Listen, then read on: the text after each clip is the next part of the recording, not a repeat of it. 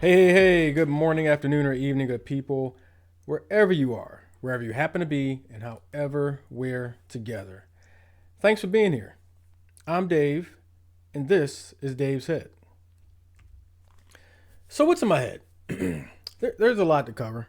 I'm not going to try to extend this out too much because I can get wordy on these topics I'm going to talk about. But because of the timing of our last episode, two things have happened with the justice system that have set the media info beat a dead horse into overdrive. In both cases, I believe the justice system got it right. First, all America's number one victim, Donald Trump, was convicted on 34, not one, not two, not three, not four, not five, 34 counts of falsifying business records in a New York City court back on May 30th.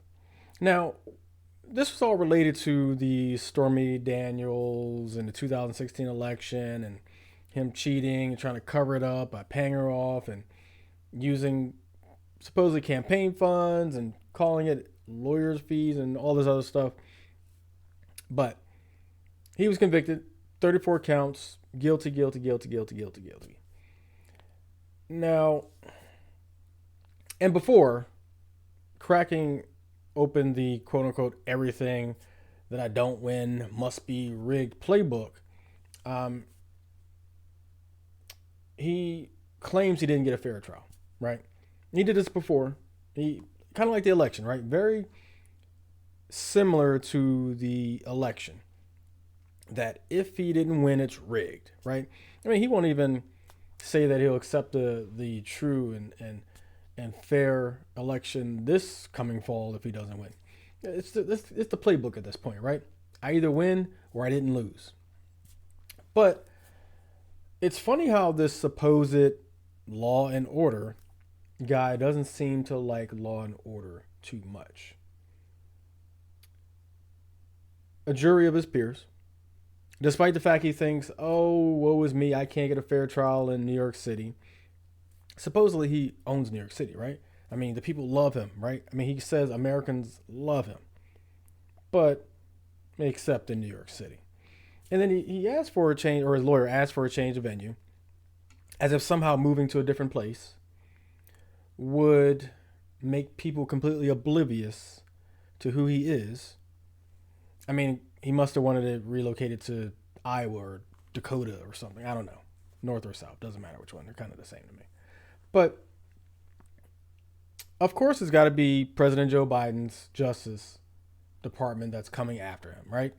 It's the same woe is me, victim if I don't get my way thing.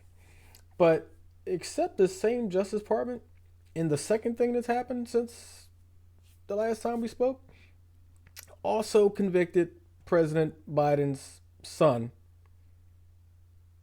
on 3 felony counts related to purchasing and possessing a firearm when he was not legally allowed to because he was an addict. Is an addict. You know, they say that whether you beat it or not, you're always an addict because you're always fighting the demon. But he was actively an addict. If that makes sense, the distinction really doesn't vibe with the way the discussion around addicts and addictions occurs. But I'm just saying for the purpose of this, he was an active addict. And maybe that's the right terminology. Who knows? But 3 felony counts related to the purchasing, possessing a gun when he was not illegally allowed to. Found guilty, all 3 counts. Now, that's not stopping America's armpit, Jim Jordan, from carrying on a sham hearing to quote, on the weaponization of government. That's what the hearing's about. So he's bringing in Alvin Bragg, who voluntarily is coming in, by the way. The day after Trump is actually sentenced, he'll fly to D.C. to participate in this hearing on the weaponization of government. He's the New York prosecutor who held Trump accountable for his actions. One person has promised retribution without saying the word promise retribution. He basically said that's what he's going to do if he's reelected. The other has actually said on the record he won't pardon his son if, because the question was asked before, now that he is convicted. And so it seems to me maybe I'm misreading this, but it seems to me it's really clear who actually respects law and order and who doesn't. And I come back to this thing. I keep coming back to this thought. I just keep coming back to this thought over and over and over and over again. Because, listen, I'm not the smartest person in the world. I don't claim to be. I don't go out on social media, on TV, in public and say, hey, I'm the brain, you're all pinkies, right? But I feel like I'm somewhat smart. And so the thing that troubles me so much about this whole Trump cult phenomenon is how many people are so hook, line, and sinker just deifying this incredibly flawed person. And part of it, listen, a whole nother conversation. Part of it has to do with straight, white nationalism, racism, all that stuff. Make America great again means a lot of different things to some people and means something specific to some others. And so let's not pretend that there isn't a segment of U.S. Despite the fact that people want to say racism is dead, we literally just had an incident the other day that shows that racism is not dead again. But there's this puzzling thing that just keeps bouncing around in my head that I can't believe this many people are cult followers, right? Just straight cult followers. Now, granted, ideologically, politically, all that stuff, you have choices. Biden, Trump, Biden, Trump. I get those people are on different sides of the fence for that reason. You vote your best interest. Some people vote against their own best interest, whatever. I don't get the cult thing because these are the people who worship Trump regardless of what he says, what he does, what facts are presented. It doesn't matter to them. He could say, they injected me with bleach last night, and they will believe him. He could go on TV tomorrow and say, I went to this steakhouse in this damn Democratic city, and they tried to poison me. He could have not even been in that city. Doesn't matter. He could have never went to that restaurant. Doesn't matter. They will straight believe him no matter what. And it's so puzzling to me because the sheer number of grown folk that are trapped in this cult web just boggles my mind. But it's not my cult. It's not my ideological beliefs. It's not my worshiping. Ain't none of that. So ultimately, my concern and care stops there unless something comes in my door that I need to worry about. But it's one of those things where, let's be clear. The choices on our government level right now, our federal level for elections, are shit. It's bad and horrifically, why would you even consider this bad? Those are the two choices for president. And we're not going to talk about the Kennedy. I don't understand him most of the time when he's talking because he talks like this. But, and I get it. He had something wrong with his throat. I get it. Write a comment if you don't like it. But I don't understand why he's in the race. Like, dude, you're not even getting on every ballot. So just go sit down somewhere. But I don't understand why and how we're here, where this is our talent pool. All these intelligent, smart, wholesome, decent people in this country, just by the percentages, there has to be a pool that we can pick from better than this pool that we seem to be stuck in. And don't get me wrong, I visited the White House a month or so ago. I met Joe Biden in person. Nice guy. It's still not the greatest of choice that we have. And that's, you could say age, you could say ideological, you can say whatever. And we're going to talk about this, I'm sure, 15 more times before election comes up in November. But it's just not a great choice. And it's hard for me to understand how we got here. Because as you'll hear when I talk to my guests, my voting life started in 2000. And so I've got 24 years of experience voting, researching, observing, being impacted by. There were better times, better choices than we are right now. And so we're here. We're scraping the side, and then there's the bottom that's burnt. So Biden's kind of like the side, and Trump's like the burnt part on the bottom. That's what we got right now. It's just puzzling to me. What's also puzzling is the next thing that's on my mind. What seems to be America's, or more accurately, a small new casual basketball fan base's second biggest victim in Caitlin Clark has dominated the news, sports talk shows, social media, and more. America's number 2 victim. Right? These new fans hyped her up coming out of college. She's going to come in. She's the GOAT because she can make some threes. And legend, if you actually watch women's basketball before 2 months ago, Diana Taurasi dared to say it's not going to be sweet. It's going to be a learning curve. It's going to be difficult days. It's not going to be given to you. And the Kate Sec, that's what I call them, the Kate Sec, lost their minds. Has it been physical? Yep. Go ask some of the other rookies. You coming into this game, they're women in this game. You're not playing Toledo. You're not playing, University of Pennsylvania. You're not playing North Iowa State. You're playing the Mystics. You're playing the Aces. You're playing some good WNBA teams and with good WNBA players. Women, not little girls. And she's visibly undersized if you look at it against the women in the WNBA. And can we stop for a second? She's 22. Go back to when you were 22, physically, unless you were I played college football. So I was a little different at 22 than perhaps she was. Different sport altogether. I was physically strong, thick, big, muscular at 22. Carried very little body fat. But I was part of a football college program. And so she's getting bodied a little bit. She's getting run off of screens. She's getting stripped. Leads the league, may run away and set records, the wrong kind, in turnovers this season. But she was so gassed up. And again, just like the last topic, there are many levels and layers to this. There's some reasons why some people like her. Go back to the Angel Reese thing when she got the little ring finger. Because let me be clear. I knew who Angel Reese was a couple years ago. I had no idea who Caitlin Clark was until the Angel Reese situation. In case you're not aware, all during the NCAA tournament, I guess this would be 2 years ago, Caitlin Clark, who apparently people forget Caitlin Clark talked more shit than anybody, was out there yelling at people. Like she even has tried to do a couple times in WNBA this year. Yelling at people, cursing at people. And then she started doing this.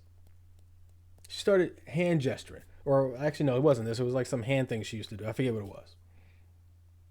And so Angel Reese, when her team beat Caitlin Clark's team in the NCAA tournament 2 seasons ago, she gave her one of these. I got this ring.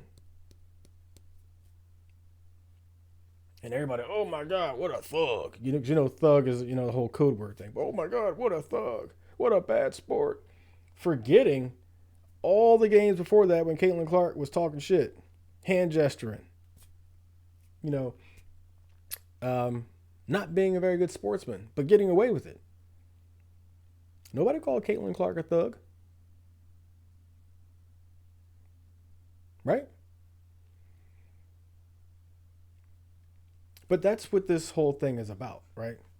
It's about casual new fans who couldn't tell you about the infancy of the WNBA, couldn't tell you about the history of the WNBA, couldn't name 10 players in the WNBA besides Caitlin Clark times 10. But because the red carpet wasn't rolled out, because y'all gassed her up like she was just going to come in and put up 40 every night, and all these professional women, they've been doing this, are sitting there like, wait, we don't care that she can shoot some threes. Go ahead, take a shot from the logo. Who cares? were disrespected or felt disrespected, there's a little extra energy to make sure she learns the ropes like they did when the cameras weren't on. Don't get me wrong. Caitlin Clark is a talented basketball player.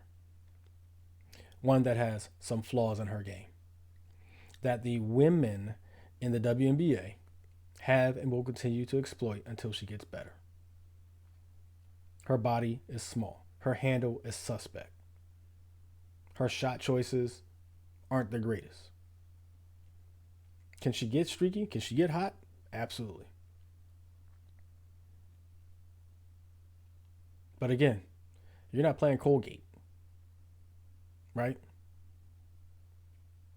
You're basically playing South Carolina every single night. Unless you're, that one team. I think the Mystics, whoever it is, that haven't won a game yet. But the other thing is, oh my God. The U.S. Women's Olympic team dared to not put her on the damn roster. And the the Kate sect, is what I call them. The Kate sect lost their minds again. As if she's better than anyone who made the roster. Jacking up threes and turning the ball over isn't the international gold medal Olympic winning way. That's not a strategy. I'm sorry. Now, I've seen people make two arguments of who she could have replaced in their roster. Diana Taurasi, who is a walking, living legend in basketball. The leader of that team. Right?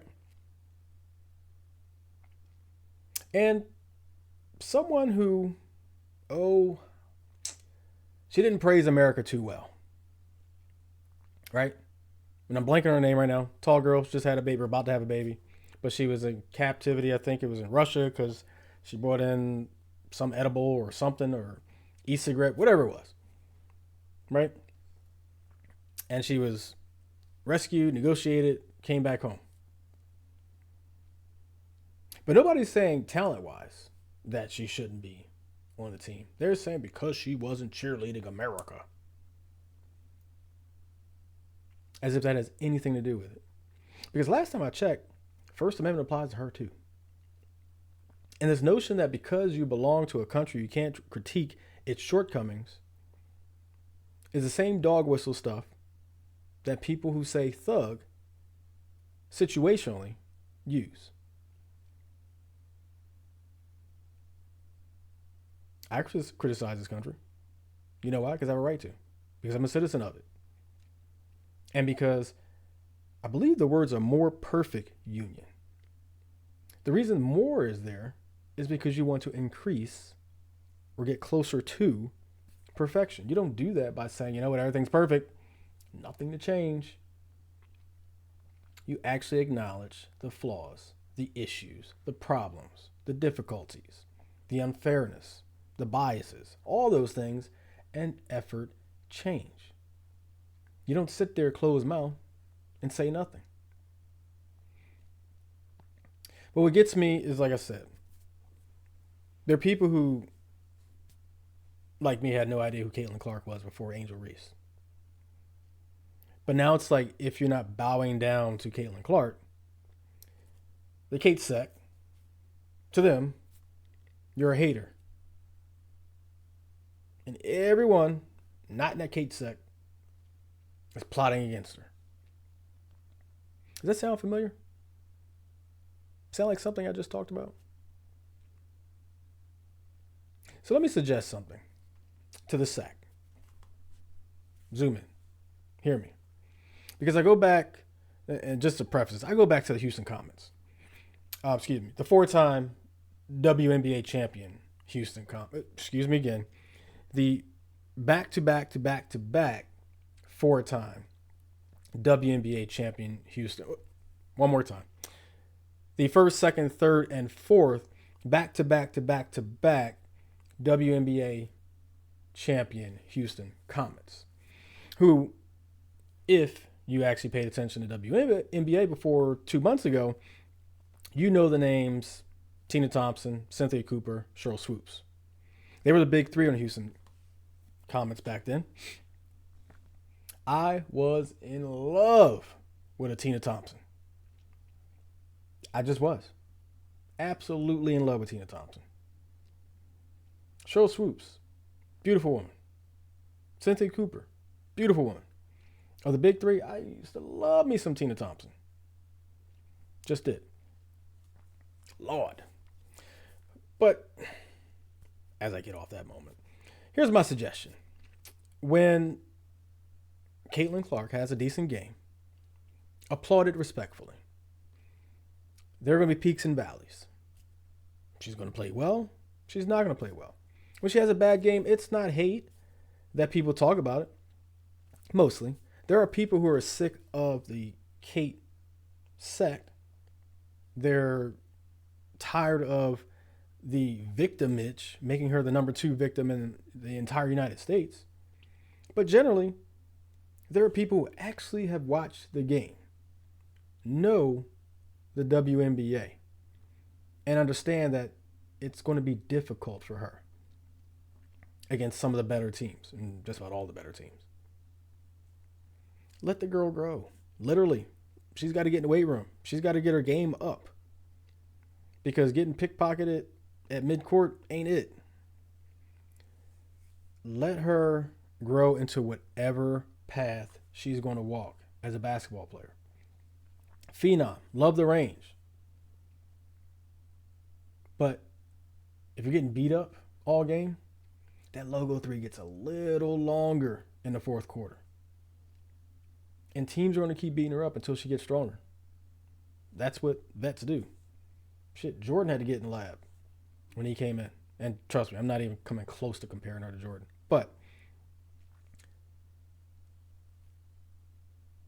y'all got to stop this idol worshiping, seriously. Adapt to Adopt was created for adoptees to have a safe space to be themselves.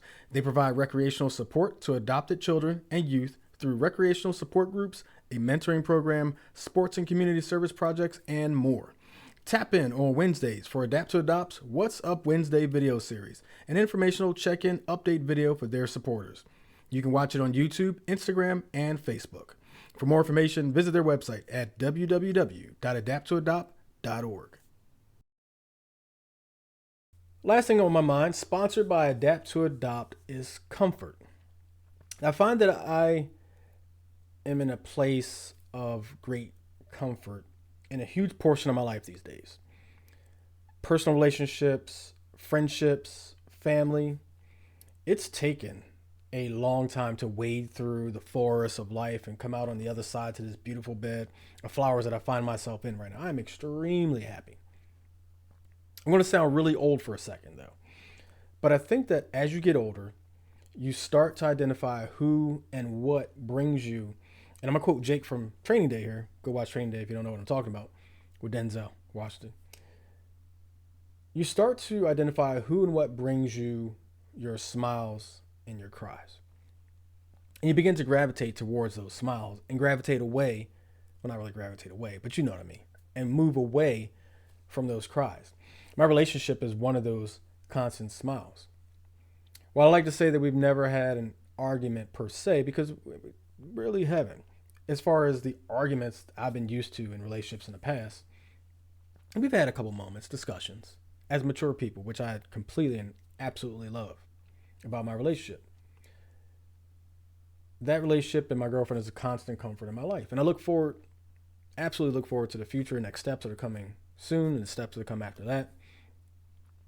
We attended a 10-year anniversary / vow renewal recently, and it really stirred the pot in my mind about time that's been wasted with those who perhaps did me wrong or were just really bad choices.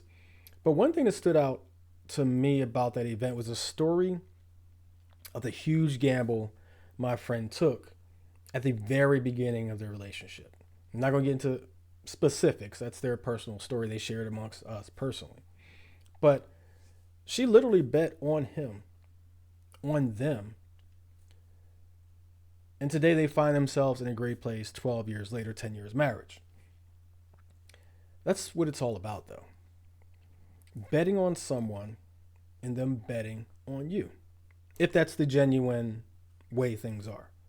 You hope that you're betting on someone who's also betting on you. Otherwise, you get situations that I've had in my past or things that just don't work out, whatever.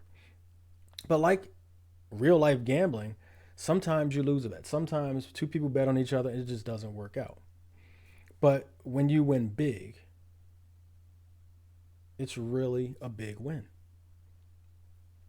And at this stage in my life, I 100% appreciate and love that feeling.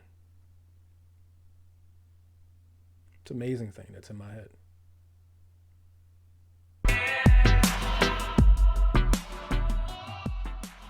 So, the University of Washington published an article, "For Black Republicans, a Dramatic Shift" by Nancy Joseph, where she talks about Latasha Levy. I'm hoping I'm getting that name enunciated correctly. Assistant Professor of African Ethics Studies and Adjunct Assistant Professor of History. Woo! At the University of Washington. She says a few things in this article I want to touch on. I'm going to read it, pretty long quotes here. Black people were overwhelmingly Republican after the Civil War and Reconstruction because the Republican Party was the party that fought for the abolition of slavery. Historical fact. The party of Lincoln, Levy says. For generations, so many black families couldn't fathom being Democrats, since that was a party of white segregationists and white supremacists. She continues, a major shift occurred in the early 20th century, where President Franklin Delano Roosevelt, haven't heard that name in a while, introduced the New Deal. I urge you to do the research on the New Deal. The Democrats pushed for social welfare reform, challenged African Americans' loyalty to the Republican Party, and many African Americans voted for Democrat for the first time. Still, a significant portion of the black community remained loyal to Republicans. Now, she continues on and says it was a slap in the face to black people who had been loyal to the Republican Party as the party of Lincoln. In the decades that followed, the party went through a dramatic realignment that further tested its loyalty. It started to position itself as the party of white America. Maybe not saying so explicitly, she says, but there's a lot of documentation of the party trying to attract disillusioned white Democrats. There's a whole campaign to reinvent the Republican Party. To do that, the party pushed the ideological agenda that framed white men as the new victims of institutional racism. Now, black people played such a significant role, and often they are not mentioned in the scholarship on the rise of modern conservative movement, she says. She finishes, to have a black person espousing the idea that black people are filling up our jails because they come from single parent homes and they're gangsters and drug users. We've all heard this stuff through the 80s, by the way, and 90s. It does mean something for a black person to advocate those ideas. And this is 80s and 90s she's really talking about, not so much today. Um, Espouse those ideas in ways that would be considered outright racist if espoused by white folks. The party was able to make some extraordinary shifts by elevating people from marginalized communities to legitimize the policy, initiatives, and rhetoric that demonize those same groups. Now, I say all that to say, because if you look at the numbers, you look at statistics, you see that the Republican Party and black people are starting to come together a little bit. They're rising as far as how many people are registered as registered as black people. We don't register as black people. Registered as Republicans who happen to be black. I hope we don't start registering as black people. Um, and so I have a guest that I'm going to bring on who's a black Republican. I'm going to introduce him. Great guy, nice background. We're going to talk about that too. I want to introduce Philip Blackett. He is an author, consultant, and entrepreneur who's previously has worked with FedEx, Goldman Sachs, Bank of America, and Chick-fil-A. Shout out to Chick-fil-A. Might have that for lunch today. Got his master's of divinity degree from the Southern Baptist Theological Seminary, his MBA from Harvard Business School, and his bachelor's degree majoring in political science and economics from the University of North Carolina at Chapel Hill. Go Tar Heels. Has previously been featured in Business Insider, Entrepreneur Magazine, Forbes, and LinkedIn, as well as several podcasts, including this one right here. Is married to his wife, Myra, hope I got that name pronounced correctly, and has twin daughters who we just talked about, 2-for-1 specials. Hello. He's a member, by the way, of the D9, as a member and brother of Alpha Phi Alpha Fraternity Incorporated, as a brother Phi Beta Sigma. Philip, I welcome you to Dave's Head. How's it going? What's going on, Dave? Happy to be here with you. Happy to have you. First, let's talk about, before we get into it, what I like to do, and I know I gave you an intro, but I like to have my guests introduce themselves. So before we get started, I'd like to have you tell the people who you are, what you do, and what you're about. Yeah. So it's always kind of interesting as I'm approaching 40 later on this year to try to condense 39 and a half years of living in like 1 minute, because I'm really intrigued by your intro, and Mm-hmm. like ready to get in the conversation. So Yeah, less about yeah, me, more about the conversation, the yeah. discussion, because I think that's the way you put it. I mean, honestly, I wish a lot more people would put it in that context. That just gets me going. But anyways, so yeah, my name is Philip, born and raised in Memphis, Tennessee, so Southerner at heart. So I'm a lover of all things barbecue, sweet tea, Chick-fil-A related, right? Went to school, Chapel Hill. That's where I became an alpha for sure. Went up to New York City afterwards, worked in on Wall Street, did corporate America for a little bit, did some entrepreneur things. Came back to school for business. That's where I went to Harvard for. Then later got my seminary degree during the pandemic because what was going on in my head, Dave, in my head was, listen, there's got to be more to life here, and it's probably helpful to know how God had designed the world to be, whether or not we got it right or not. And so that's what brought me there. And so now, basically, as I'm approaching 40, I'm deciding not to engage in a midlife crisis. Is more so for me understanding, in retrospect of the past 40 years, what do I want the next 40 years, God willing, to be? And so I think a lot of it is just seeing how legacy plays a role, not just with my family, but for the people I come in contact with. And I think even more so is just like saying, hey, like of all the things I've learned that a lot of people may have amnesia about as far as what's actually transpired, um, trying to be one of those old heads, so to speak, to split some knowledge, and help people have the right sort of context to say, hey, here's how we can actually go about living a better life than we did yesterday. No, I got you. And I, as I'm a couple years over 40 at this point. So I remember when I was approaching 40, I did kind of have a little freak out about a day or two before I hit that 40 mark, just because, Yeah. I've been living life, having a great time, full energy, party all night, wake up at 7 o'clock, do it all over again. And it dawned on me, when I go around talking to youth, and one of the things I always tell them is statistically, I'm halfway through my life expectancy. And so it's about, what do you do with that second half? Things in terms of football. What do you do with the second half of your life? Right. As you approach that fourth quarter? And so, yeah, it's interesting to think back. I'm turning 47 this year, by the way. Um, it's interesting to think back that 7 years ago, and where I've come, and what I've been through, and what I've experienced, and how I've grown. So, turning 40 is, what they say, 40 is new 30. It's like new 20 at this point. I mean, you don't know what tomorrow's going to bring. So, Right. live life to the fullest, enjoy life is what I always say. So, yeah, happy early birthday to you. Thank you, sir. But yeah, I did touch on in my intro, Black Republicans, and let's start there. Politically, I'm a lifelong independent, registered independent. I voted for Democrats, I voted for Republicans, I voted for Green Party, Independents, all that stuff, up and down the chart. Yeah.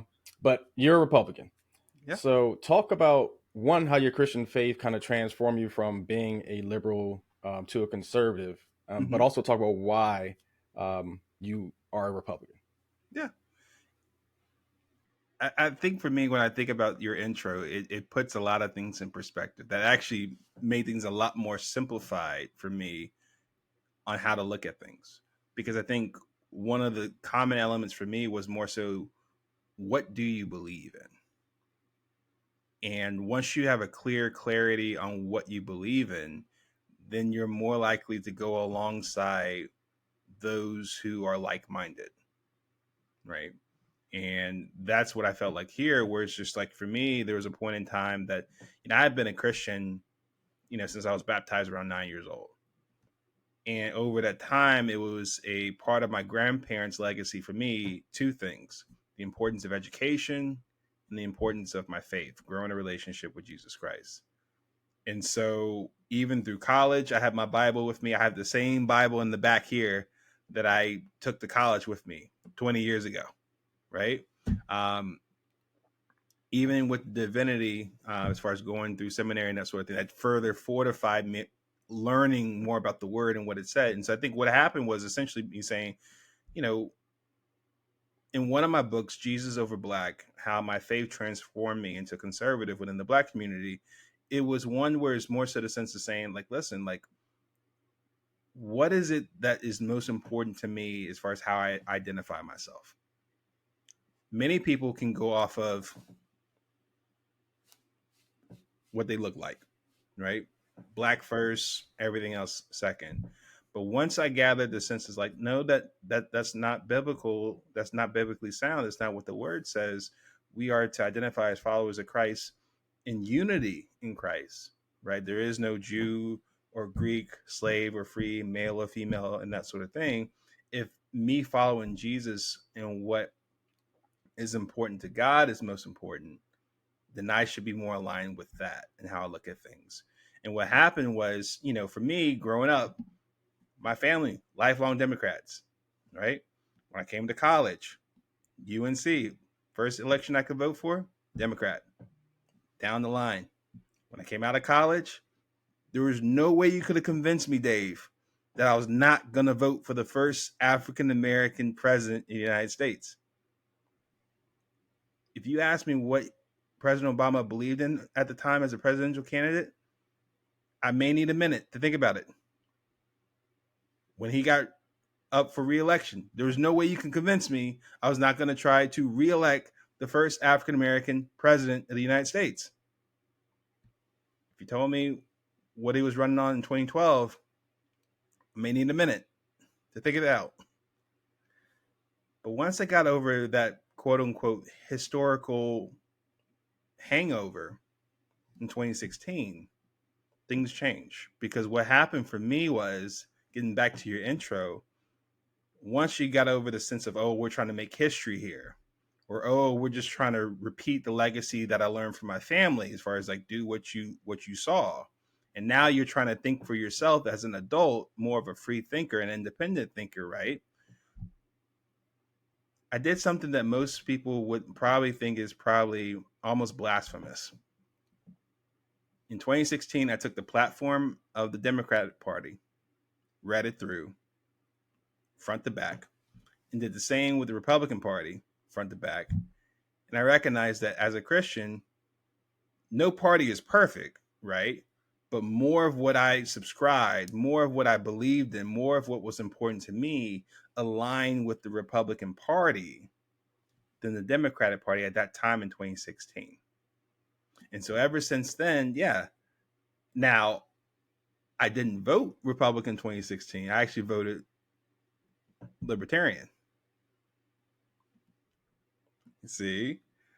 But part of it was I was concerned about peer pressure or what the public's reaction, particularly among people that looked like me, would be if I was espousing, supporting the Republican candidate at that time. But 2020, I voted Republican. 2024, I anticipate doing the same. But to answer your question, bring this plane down for a landing, it was more so what gets me was the fact that once I learned what the policies were, what the platform was, and asked myself what was more aligned with what was important to me individually, what was going to be helpful for me as far as my family, and what is in alignment with my principles and worldview, that's what made me say, hey, I'm more conservative than liberal. I'm more Republican than Democrat. Gotcha. So a couple follow ups. Curious, who's the first candidate you could vote for? Because I remember mine was 2000 with Bush. That was the first time I was eligible to vote. So Who yeah, was your first? so I came into college 2023.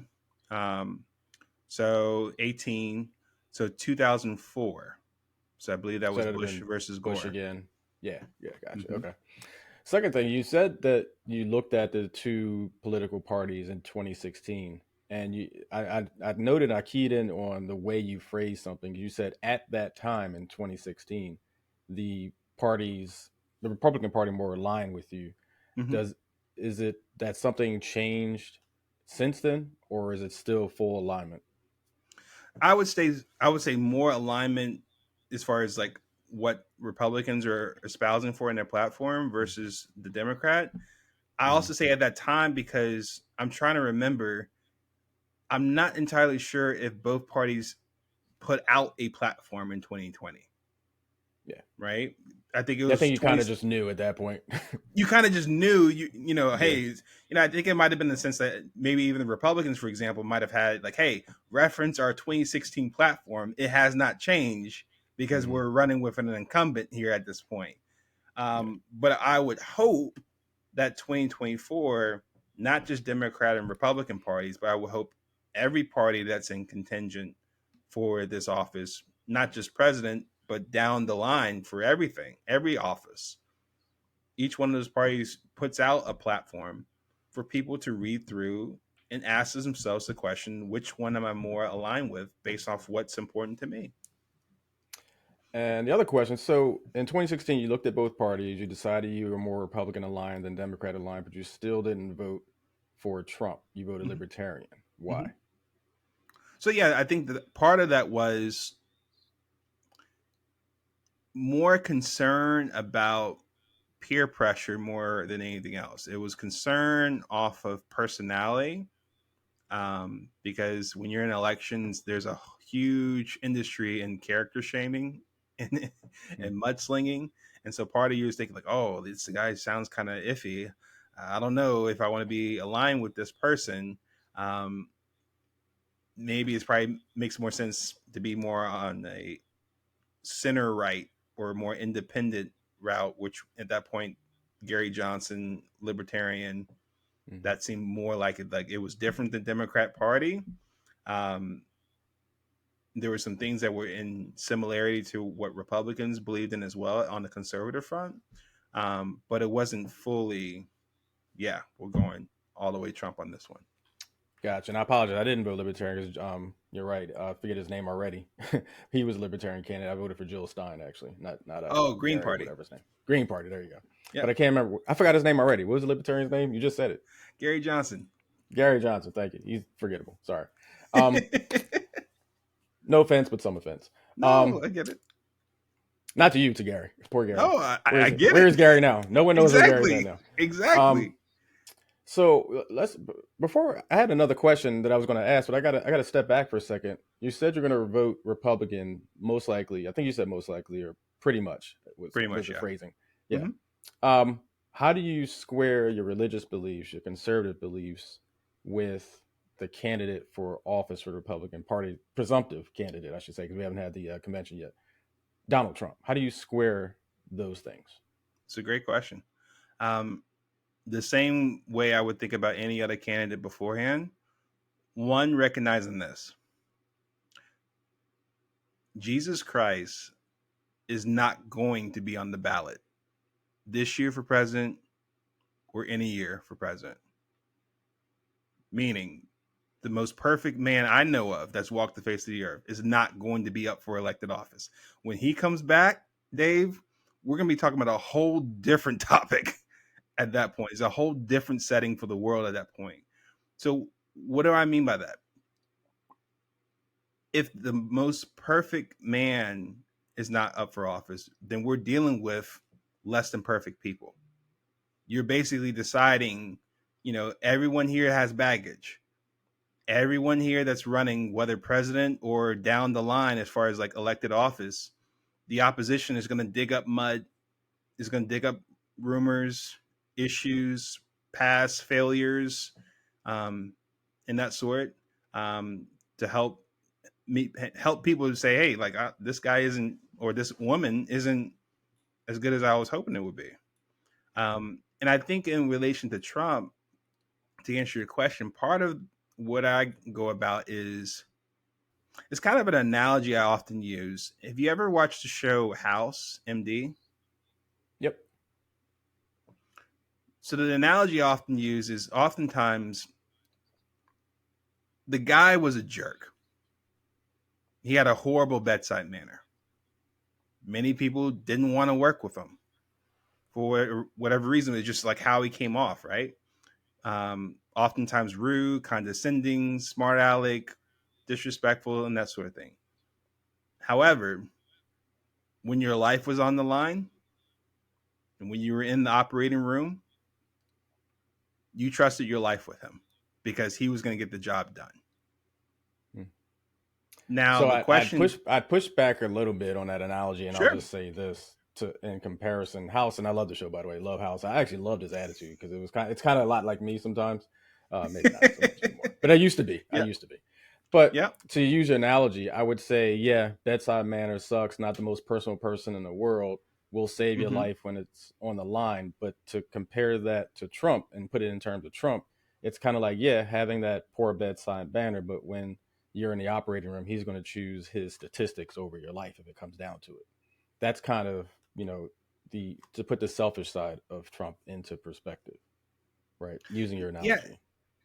yeah. I think when you're thinking about issues that are important to each one of us, right? You're looking at how the country's gone over the past 4 years under Biden. Um, Concerns of mine, given how I look at things from more conservative principles, a biblical worldview, and that sort of thing. Um, take a couple topics, for example, immigration for me, serious concern, right? It makes a lot of what was talked about 8 years ago about building a wall.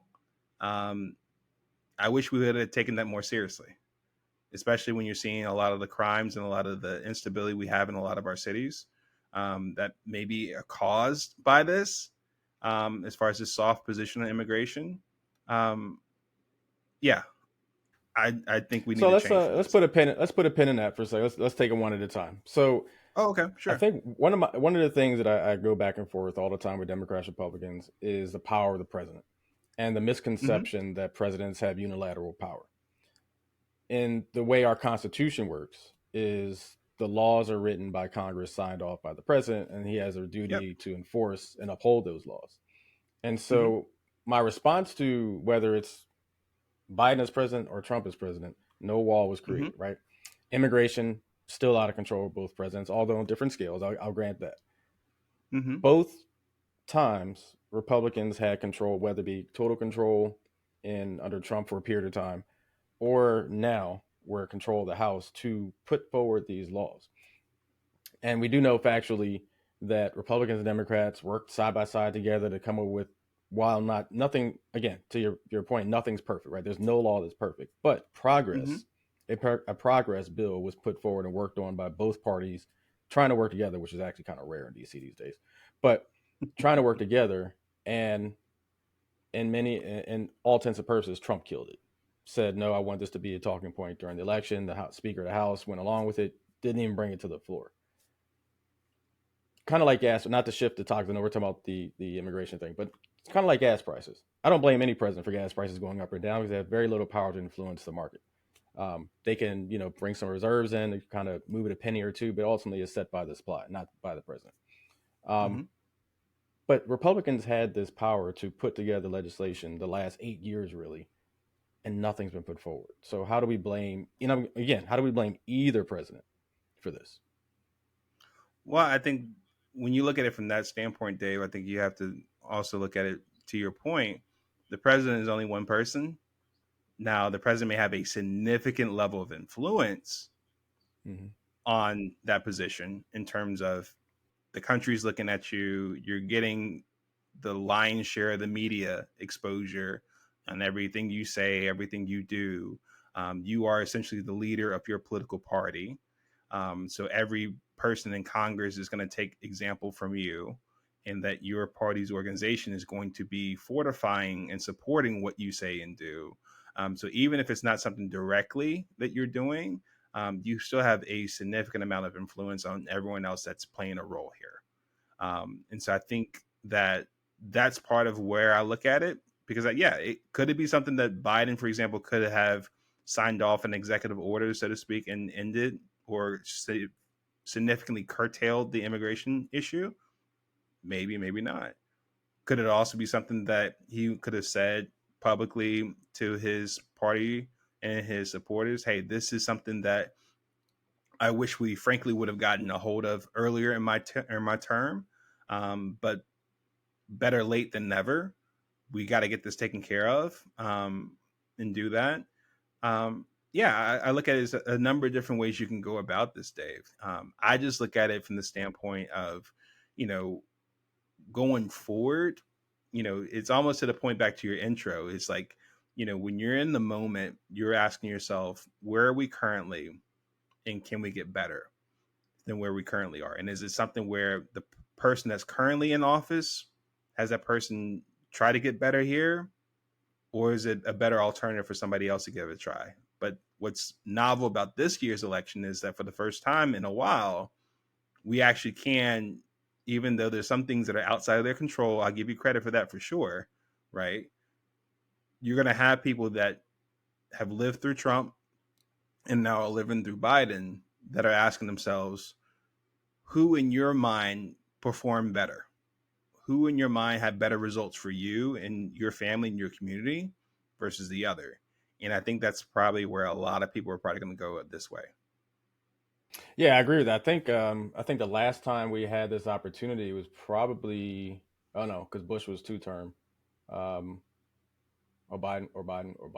Jeez, I said Biden. Obama was two terms. So yeah, we haven't had this in a long time where we had a former running again against an incumbent, and to be able to compare and contrast. And it really depends, honestly, where you sit. Finance is always high up on everyone's list. Um, Crime, poverty is always high on everyone's list. I think one of the biggest issues that Biden's going to have is with inflation, even though again, comes back to my original argument: president's power, blah blah blah. And we know one of the things, and to shift totally off this for a second, one of the things I think we need to figure out a way to address is price gouging. During hurricanes, and I forget where you're actually located. I think you're in Virginia. No, Boston. Boston. That's right. Mm-hmm. So, hurricane, I forget which one it was. It rolled up the East Coast, kind of just shut down New York and Jersey for a period of time, to where the Jersey Turnpike, I remember, had odd day license plate, gas fill up days, and even day license plate. It was under Governor Chris Christie. I don't know if that's something that Jersey does all the time or if that was his idea. But I remember driving in Mm-hmm. Jersey and I had the wrong damn license plate, so I couldn't fill up. It was a painful experience. But um, one of the things that happen during hurricanes, during blizzards, during any type of catastrophe is you see gasoline price gouging from gas stations. Mm-hmm. And I think a Mm-hmm. lot of what inflation has been caused by is corporate price gouging, saying if they're willing to Mm-hmm. spend it, we're just going to keep jacking up the prices. I mean, I think Mm-hmm. a couple of CEOs came out last week and admitted had no reason to raise prices. They just did because they wanted more profits. But legislatively, we need to figure out a way to stop this. And I don't know how. I mean, it's teetering that line between big government, small government, which I know depending Mm-hmm. on the day, some people are for big government, certain people are not. Um, Small government, yeah. and free market, free market. Hey, if they want to spend it, I'm going to keep raising the prices, right? I mean, there's Right. always that argument. I circle all the way back. Bring it back, Dave. Um, how does Republican Party attract more black people to the party, Hispanic people as well, black or Hispanic? And if you had to, give a two or three bullet points, this is why Republican Party is better than even for independents, right? Um, Yep. better than Democrats or independents. Why? How do you attract more black people? Yeah. So I'll definitely get into that. The quick answer on the price gouging is to your point. I'm more of a small government, free market kind of guy, which my thought would be, especially someone coming from a business background, I would say, listen, um, every gas station is taking a risk on what they price because at the end of the day, people need gas. They really don't care necessarily where it comes from. They just need gas at that particular time. And so if you have it where one gas station's going at $2.50 a gallon and the other one's going at $4 a gallon, you're more likely to go at $2.50 a gallon. Now, if there's collusion where you're not going off of market dynamics, you're not going off of, hey, what can I do to competitively do better than my competition? But we're now saying, no, nobody here amongst us competitors are going below $3.99. Now I think there's an issue we can talk about as far as legislative wise, because now it's the sense that you're not going off of necessarily let the market have its reign. You're now going off the sense of, are we going about something that shouldn't be the case, that is anti-free market, so to speak, because all y'all are working together, and the people are essentially not benefiting.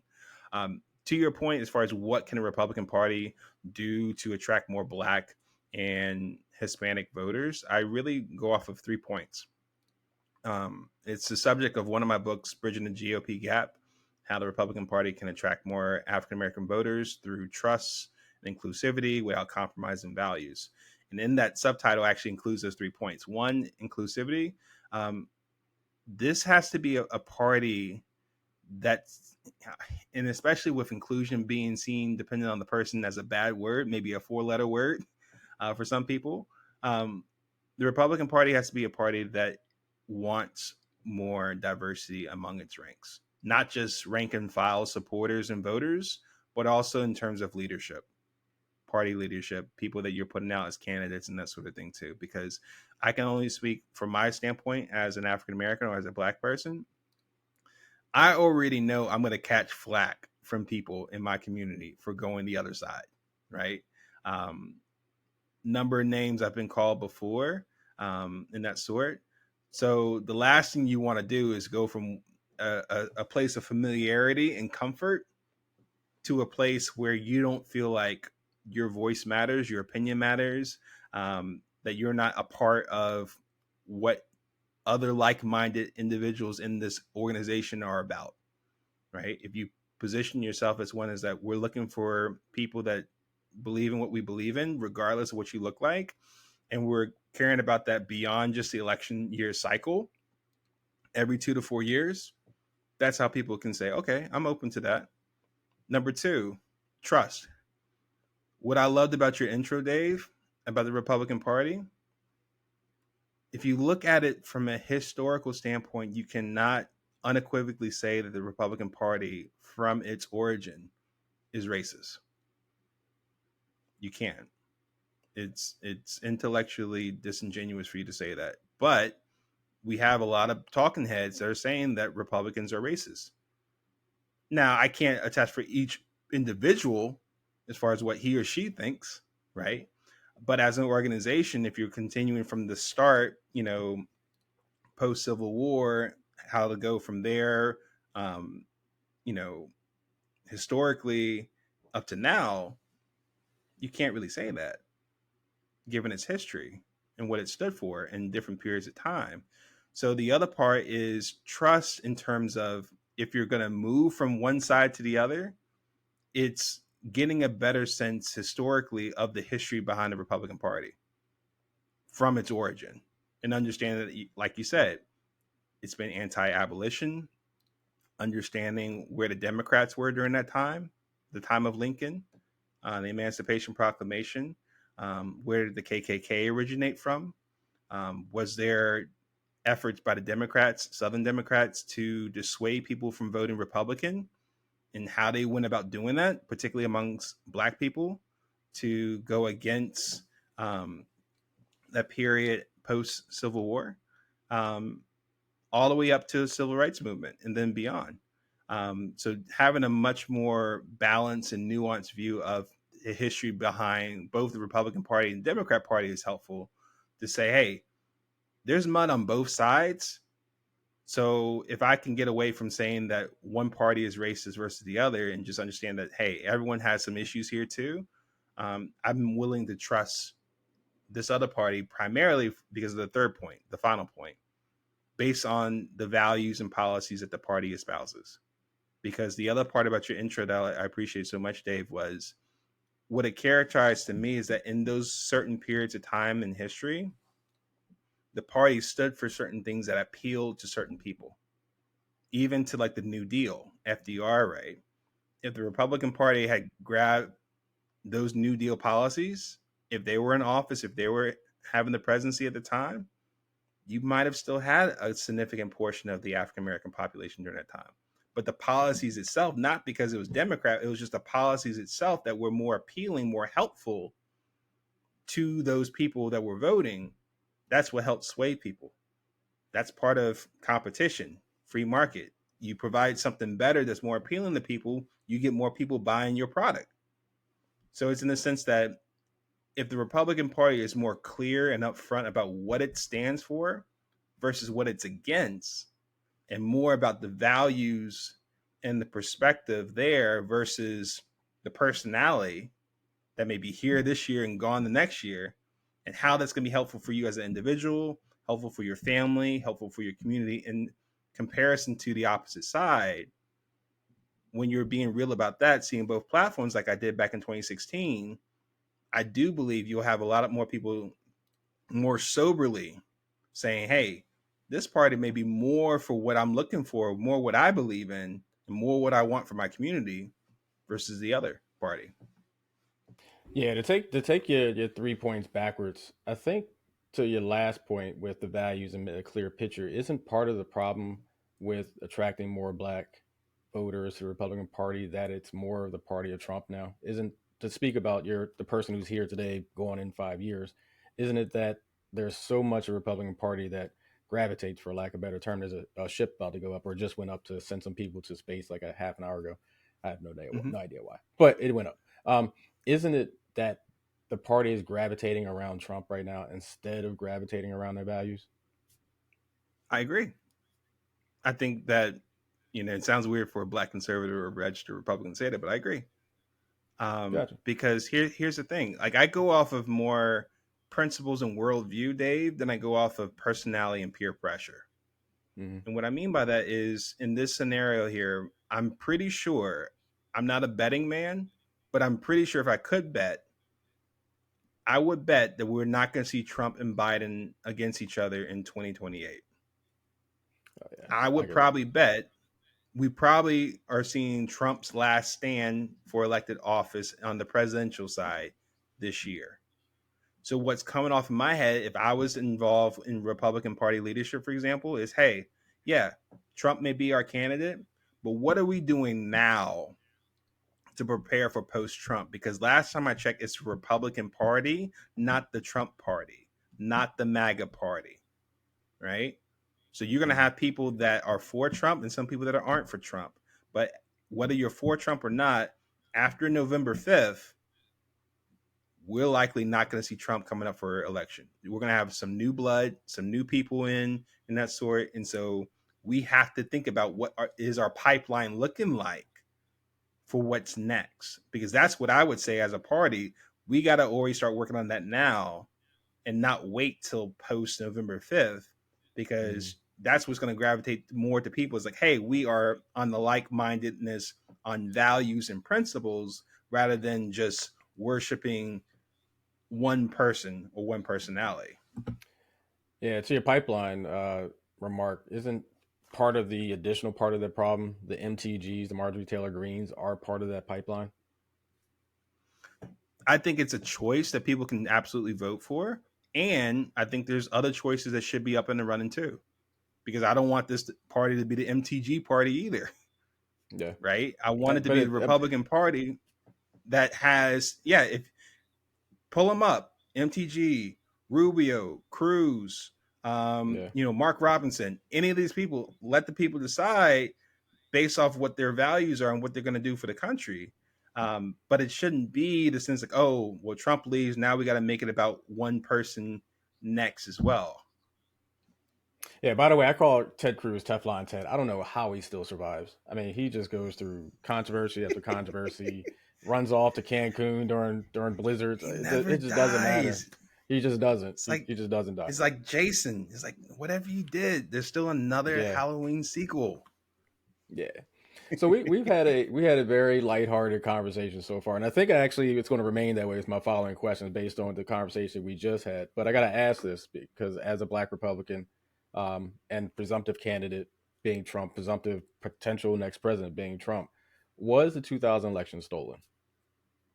2020 election stolen, not 2020, yeah. 2000. Well, some people would also argue that one too, but that's a whole nother Yeah, story for a whole that was a different Freudian slip candidates. there. Yeah, Um, was it stolen? Honestly, I can't tell. I wish we had a more visible understanding of what transpired, because I think now we have a growing mistrust of the media because of how much more partisan these media sources are getting to basically push out messaging and guests and shows and programming to essentially advocate and support a certain narrative we want the public to digest by any means necessary. Not so much let's focus on the truth and let's focus on good journalism. But what's going to get people to watch? What's going to get advertisers to give us money, keep us employed, keep us running? Because honestly, I would think I couldn't tell because neither party really shared a solid, visible representation of this is how it came about. This is why either it was stolen or this is why it wasn't stolen. It still left a lot in the air for people to say, I don't know, or because of based off where you're politically aligned or affiliated, you're just going to take on face value what that party or what that party's leader says. So yeah, so one thing I always push back with this conversation. So to your point a little while ago about how to track more Black Republicans, look at the history, look at the facts, go back and study the origins. Isn't it just as simple as looking at court documents, looking at transcripts? And I've done a lot. I do a lot of research on this stuff. I like to be informed about the Mm-hmm. topics I speak on. And so one thing that still seems to be holding true in this country, for the most part, is that when you swear oath and you testify, people are still afraid of perjury charges.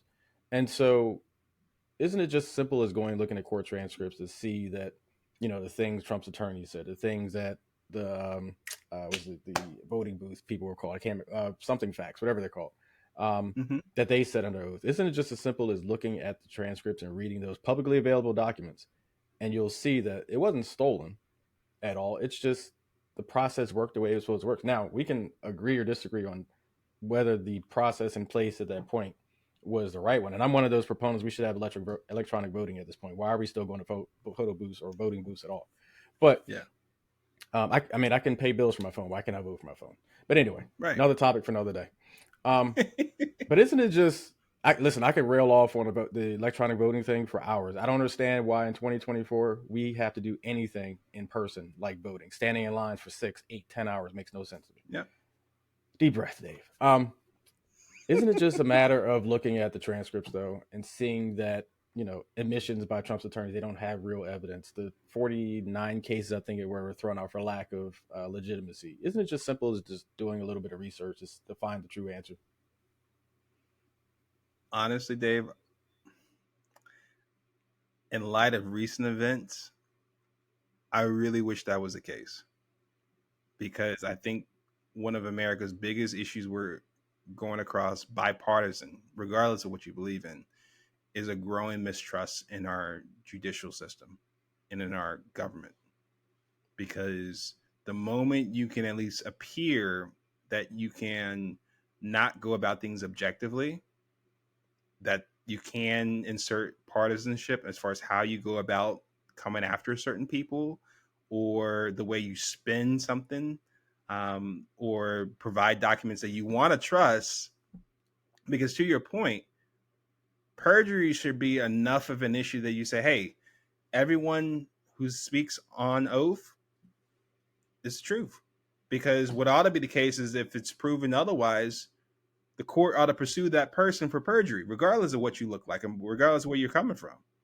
Because if otherwise, now you have people that can't take something on its face value at all. And I think that if that was the case, that you went off the court system, you trust the judges, you trust the juries to do the right thing, that people are going to be honest, under oath and that sort of thing. I want to say, yeah, if that's the case, then yeah, court documents, that's what they said. People told the truth, whether they liked it or not. This is what it is. Okay, I accept it. Because otherwise, it's so weird to me why we still have media asking presidential candidates today, for example, saying, will you accept the results of the election or not? Because the results should be just, it is what it is. I trust the system. I trust what's in place. I trust the processes. And whether my candidate won or lost, I trust the system that it works. But the moment you put doubt into it, and now each person's like, "Whoa, it depends if I win or da da da." Okay, everyone else is learning from your example too, sir. And now they're more likely to distrust or doubt the system we have in place too. Yeah, and to the election thing, I mean, not to harp on Trump. I don't like talking about Trump that much, but I'm going to do so. I keep doing so this episode. Um, I mean, he kind of sowed the seed of distrust with the election system and election process, right? Even before the election came, the mail-in ballots are bad, even though it's been mail-in ballots for 50 plus years. Our armed services, our soldiers across seas, been using it for decades upon decades. But now, mail-in voting suddenly is a bad thing. The Democratic only cities, so the Atlantas or states, as I say, so the Georgias, the Pennsylvanias, the Ohio's, what was the other one? Arizona. Those are the Mm-hmm. only ones where election process is a problem, but the other close races in other states aren't problems. Mm-hmm. It's to your point about perjury, though.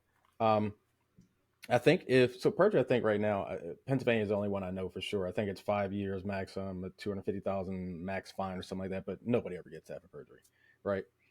If it was treated more like a, say, a class one felony, like you get 20 years of life if you perjure yourself.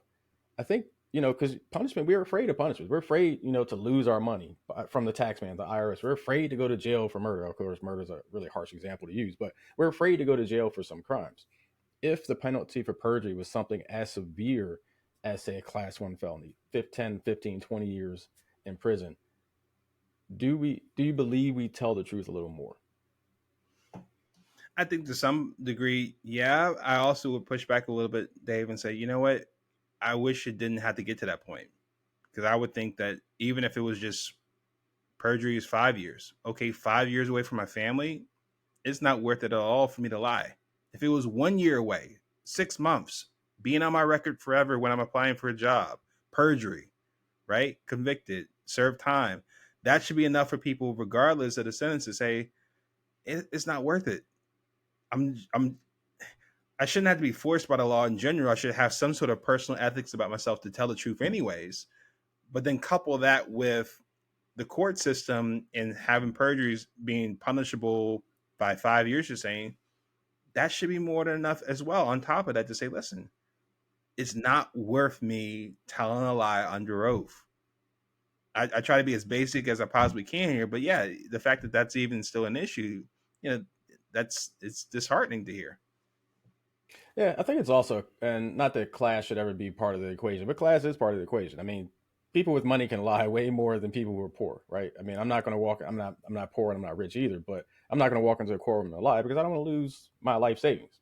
But to someone who has millions in the bank or has connections over here or has a great attorney who can talk down a 5 year sentence to probation and a community service, Or it's on top there's of level. that, or on top of that too, Dave,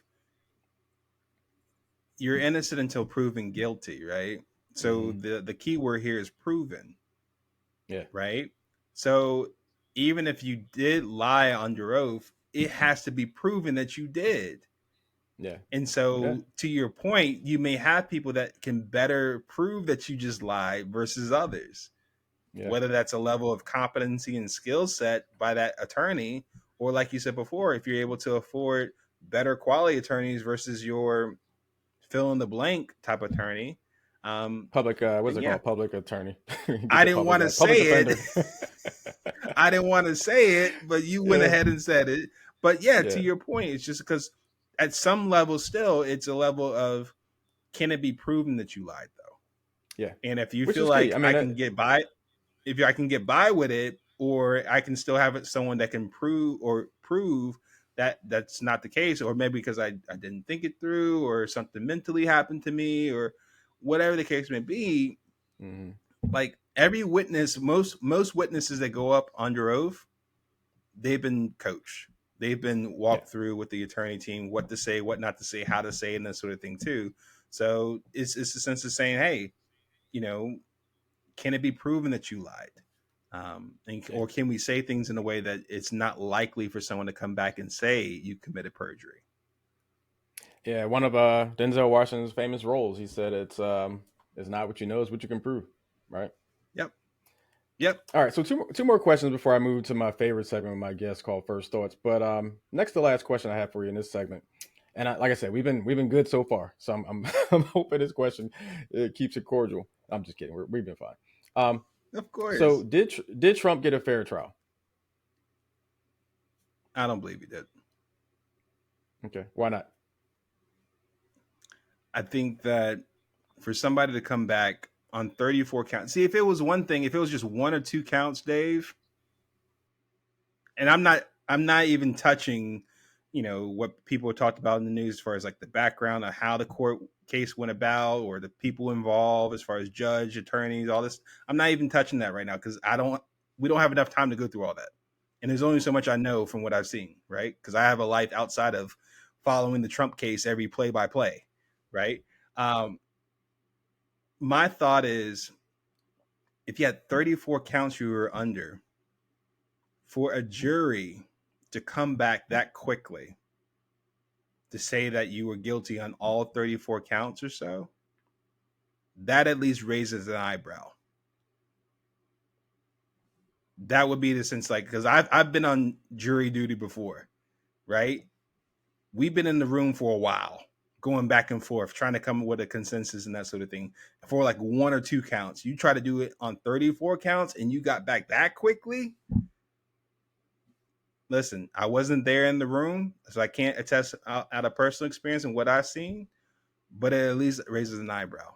That's worth consideration and worth appeal Yeah, if the only they decide that. and I can't honestly I don't think there's a right or wrong answer. I think it's a matter of perspective.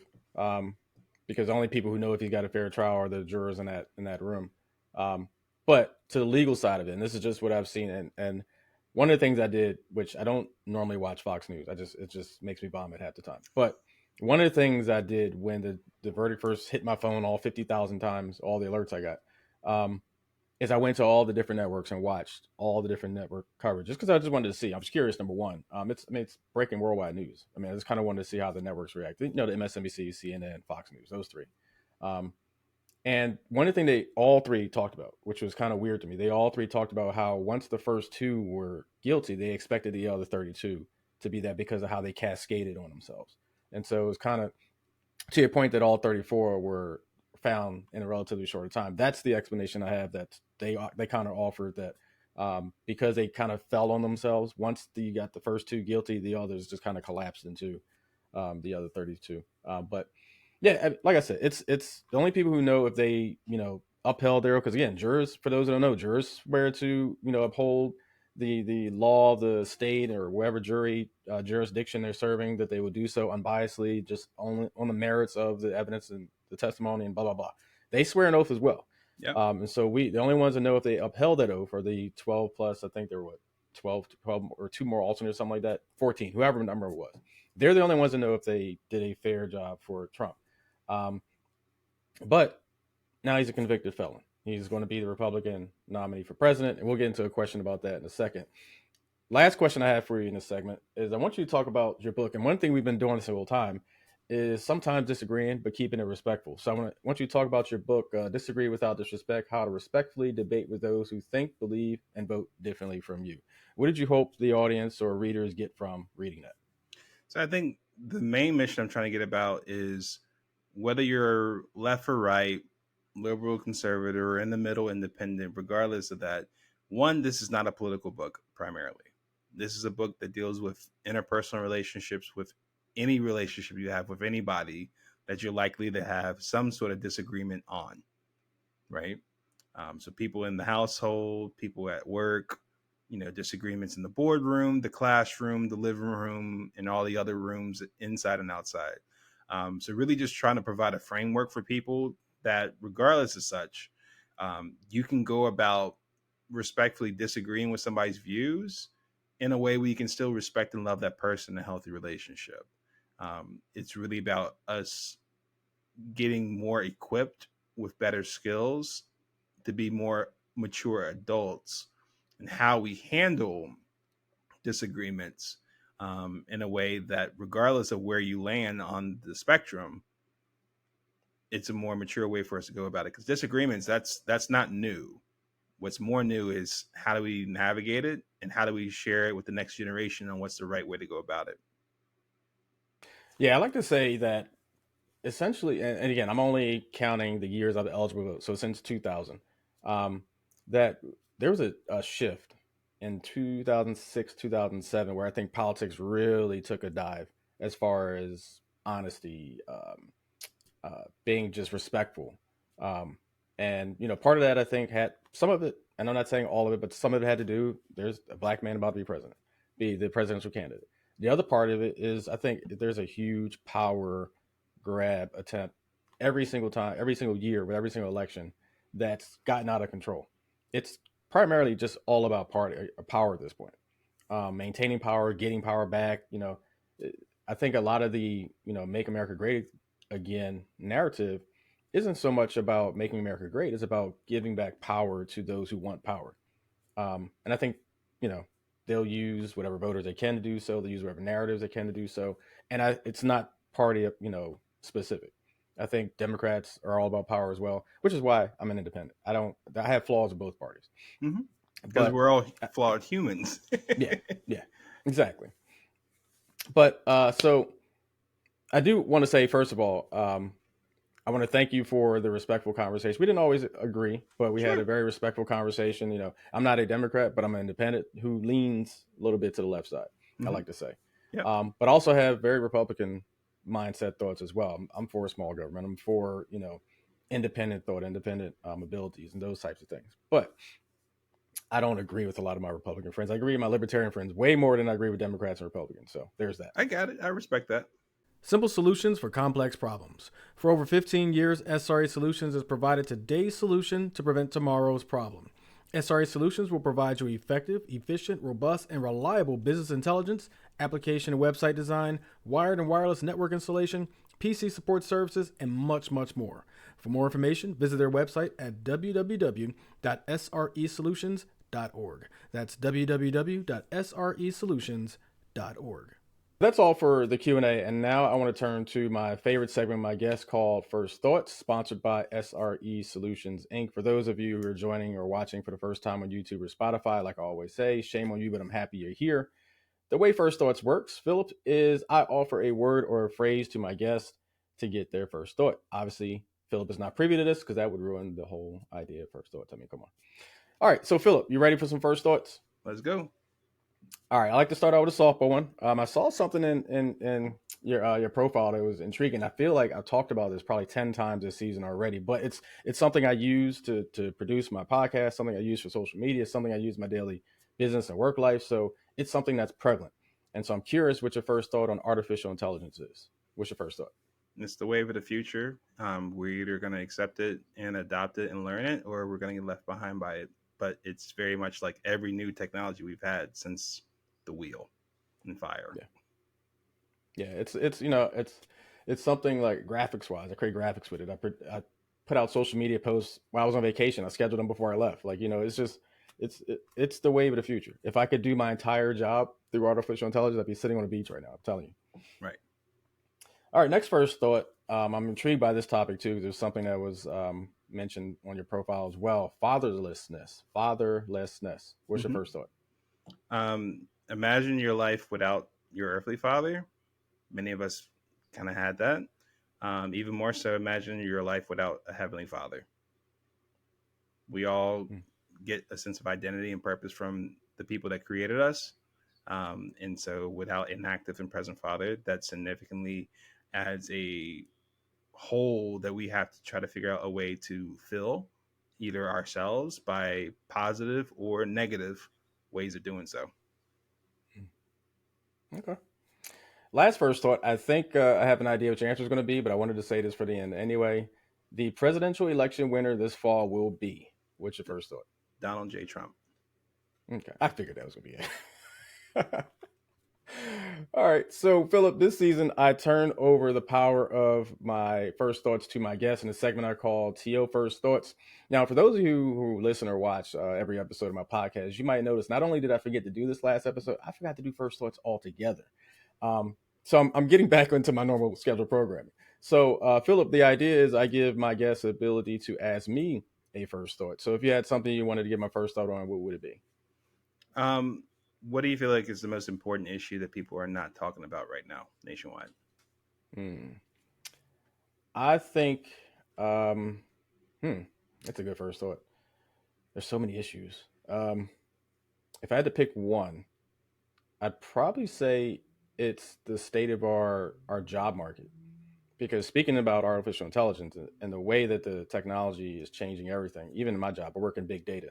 Um, our job and our careers, and we talked about this a couple episodes ago with a different guest, we're going to have to change the way we think about education.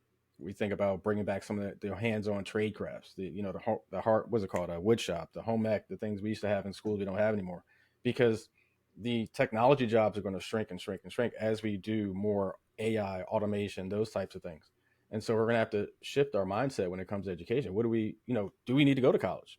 Do we need to rack up these student loans? Do we need to focus on just the math and sciences and that's it? Or do we want to bring back some of the trade crafts? Are the most expensive jobs going to become electric line, layers and fiber optic layers because everything else is automated? It's a few things that we can still do by hand.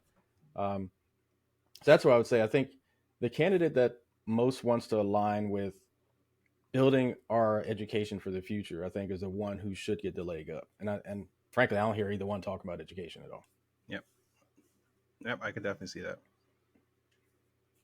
All right, Philip. Well, this was a very interesting conversation. I would love to have you back sometime in November. I'll wrap up the season in November after the election to get your thoughts on the next president of the United States, whoever that will be. Um, but in the meantime, before I let you go, as I always do my guests, if there's anything you want to talk about or touch on before we go, feel free to do so now. Yeah, thanks so much for having me, Dave. I really appreciate the conversation. Wish more conversations like that have been or being had, which is part of the reason why I wrote the book. Disagree without disrespect: How to Respectfully Debate with Those Who Think, Believe, and Vote Differently from You. Feel free to look up that book on Amazon, either by its title or by my name, Philip Blackett, Philip Blackett. Love to connect with you otherwise, either on my website, philipblackett.com, or on social media: Facebook, Twitter, LinkedIn, YouTube, TikTok, that sort of thing. Love to keep the conversation going. All right. Well, thanks again for stepping into Dave's head. And as I said to my guests all season long, have a great rest of the 2024.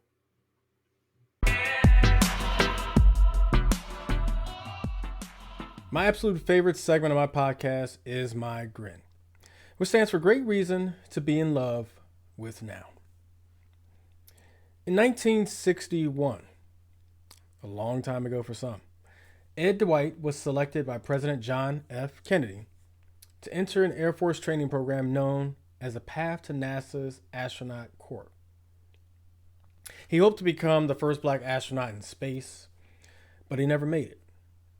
Now at 90 years young, Dwight got the chance to finally experience space on board Blue Origin's mission into Earth's atmosphere.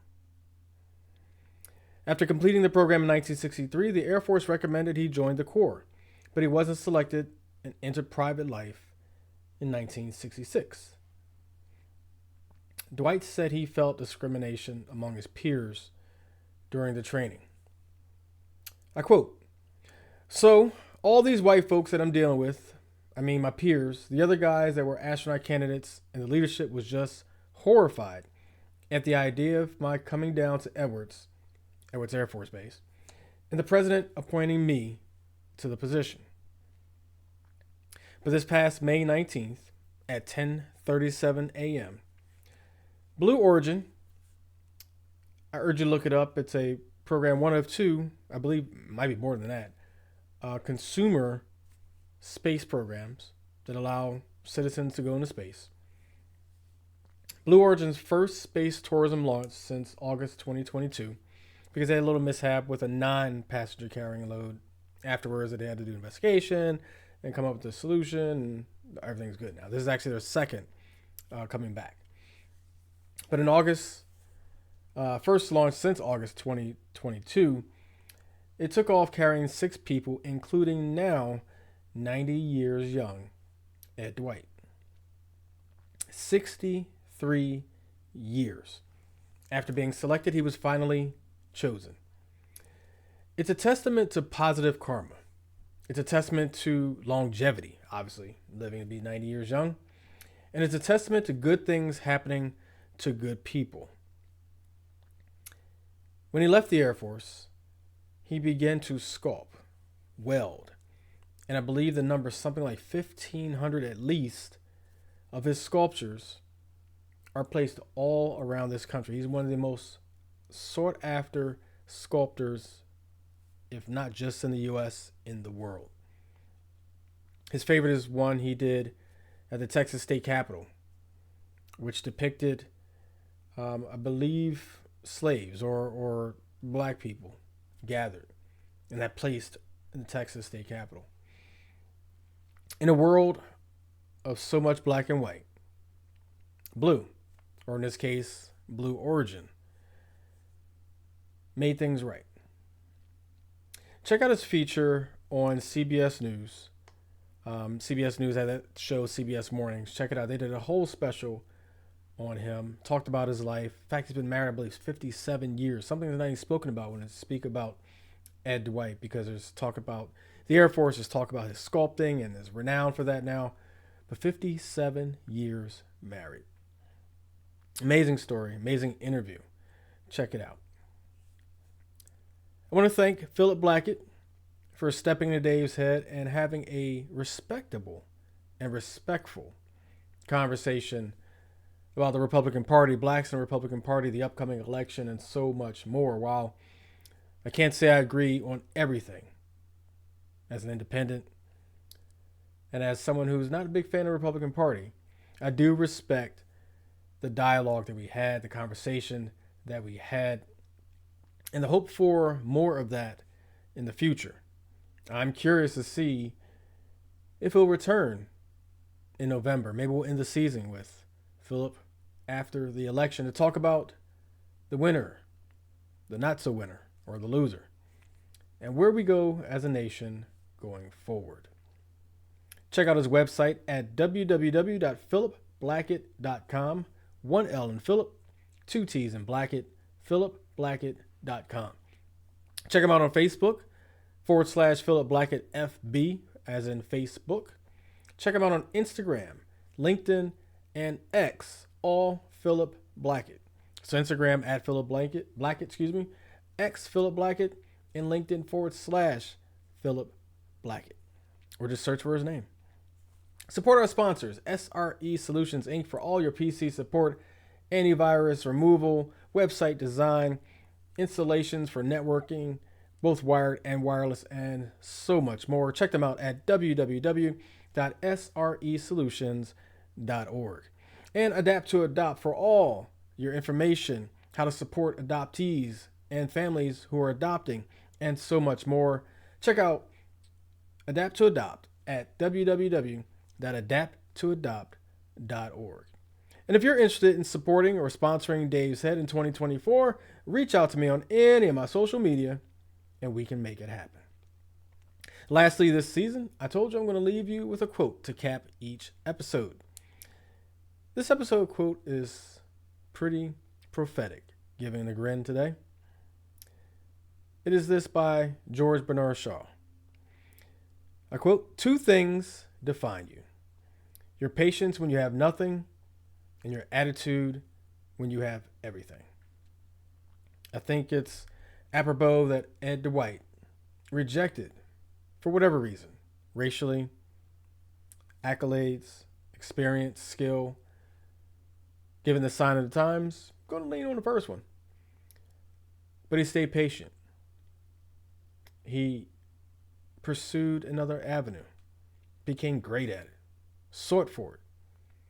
And when his opportunity came again, karma, life, it did him right. So that quote by George Bernard Shaw talks about the two areas that define you, your patience and your attitude. What he went through, the time that passed, he could have got bitter, discouraged, and so much more, but he pursued greatness in another way. That attitude to pursue that greatness, the patience to maybe one day even have this opportunity, are what sets him apart from many men in this world. I congratulate him on his journey, even if it was just a 10-minute trip from takeoff to landing. It's something that very, very few people in this world can say they've accomplished. So comfort, respect, and patience, all great reasons to be in love with now. That's all for this episode of Dave's Head. New episodes released on the second and fourth Friday of the month. For all things Dave's Head, check out our website at daveshead.card.co. Subscribe to watch new episodes on YouTube or Spotify video, or to listen via your preferred podcast player, go to anchor.fm/Dave's Head Pod. Thank you for watching or listening. As always, enjoy life, because life should be fun. Take care.